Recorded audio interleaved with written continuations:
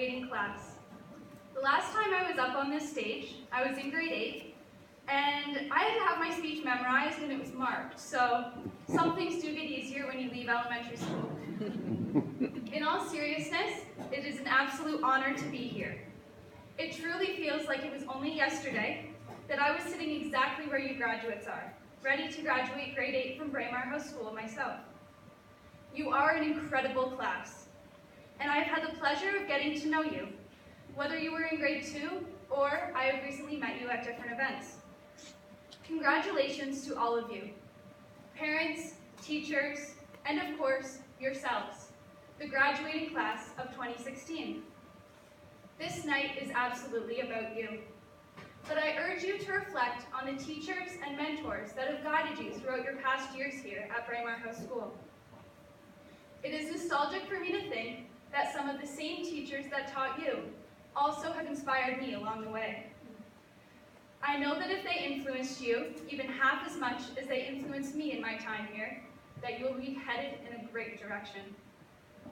I am sure right now, however, you are more interested in thinking forward to high school than necessarily reflecting on the past. I know that probably most of you are so excited to go wherever you're going, even though that might be different places from your peers that you've made here at Braemar. I went to BCI, as I know a few of you are as well. It was a huge change for me, and not gonna lie, I thought it was pretty cool going into grade 9, but my brothers like to remind me quite often that I was not at all.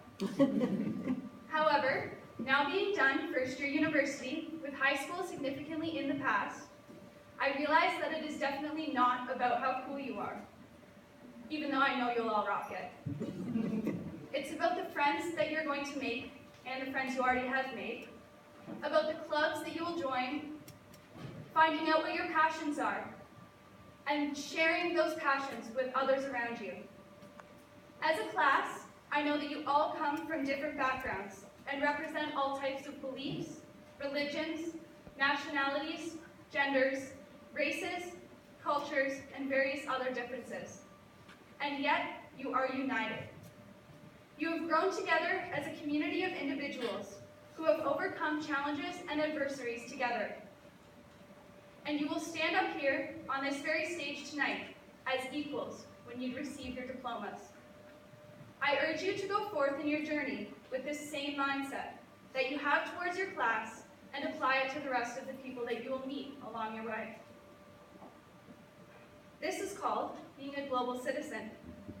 Thinking of myself as a global citizen has been one of the largest things that I have done for changing how I think about the world.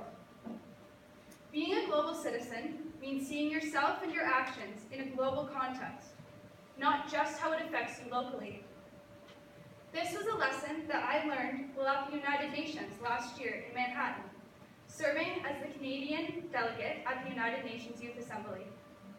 I met people from all over the world, from countries like Moldova, Jordan, Egypt, Peru, and various other nations with whom I had never had the opportunity to interact with individuals from before. I was overcome with inspiration from these individuals, not because of their differences, but because of the similarities that I shared with these people you would think you would be very different from. These people came from entirely different backgrounds, and yet we all had similar goals for the future of our world. I also experienced the meaning of being a global citizen while volunteering in Kenya 2 years ago. I met girls my age who lived in mud huts, had shaven heads, and had never seen a hose with running water before, obviously very different from myself. And yet, when I talked to them, I realized that in reality, whether you are from Canada or whether you are from Kenya, we are really all so similar. I met a girl specifically named Brandice, who became one of my good friends. She was my age, 16 at the time. When I asked her about herself, she said she had 2 brothers, loved animals, and wanted to go into law to change human rights. Exactly the same as myself. So even though the people that you will meet along the way may not have the same background as you, I urge you to address them as equals and realize that it is quite possible that you are more similar to them than you could quite possibly imagine.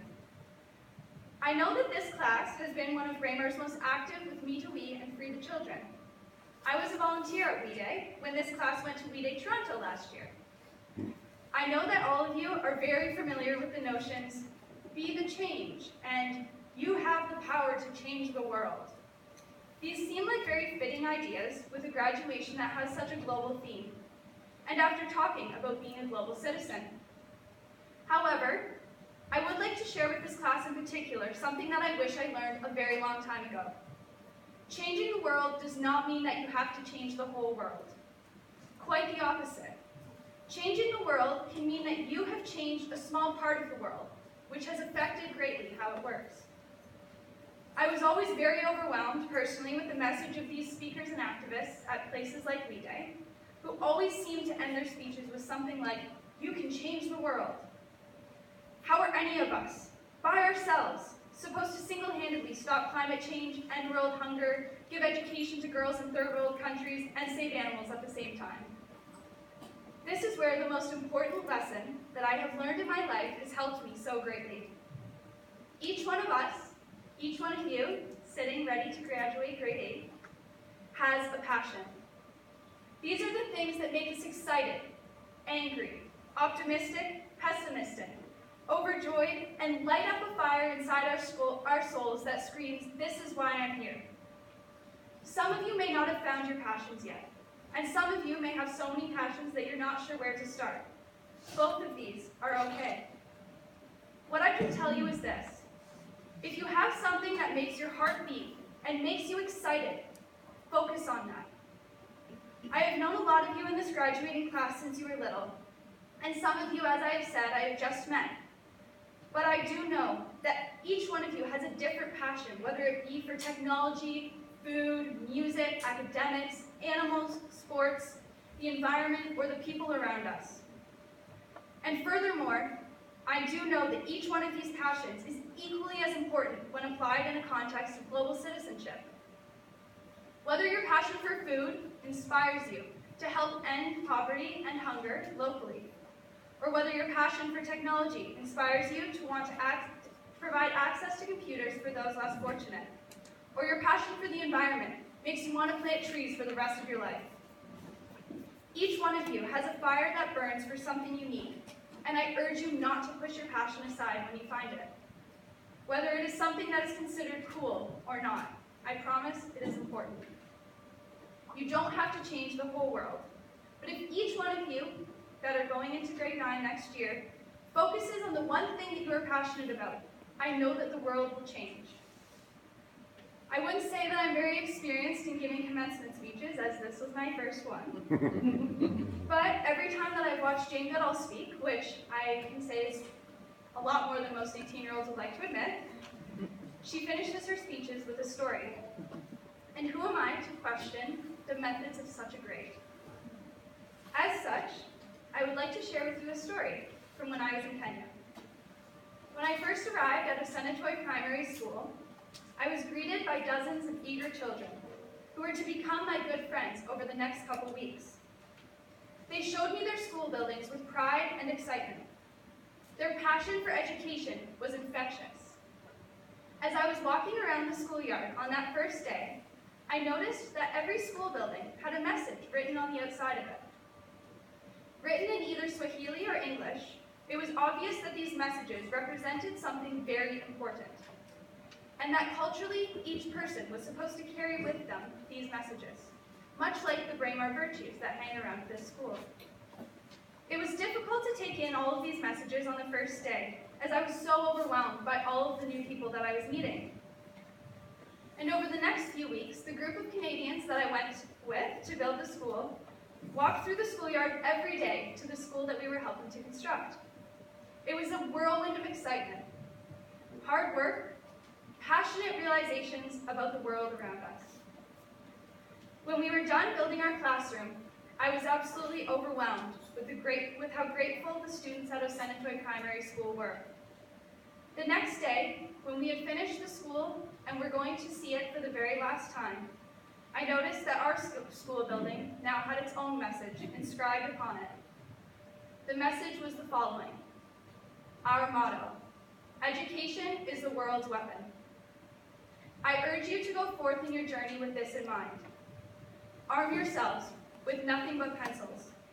Shield yourselves with nothing but books. And fight for your passions with your brilliant minds as your weapon. Your education will be the most powerful weapon that you can develop in your lifetime. And I urge you to use it to change the world in whatever way that you are passionate about. Thank you.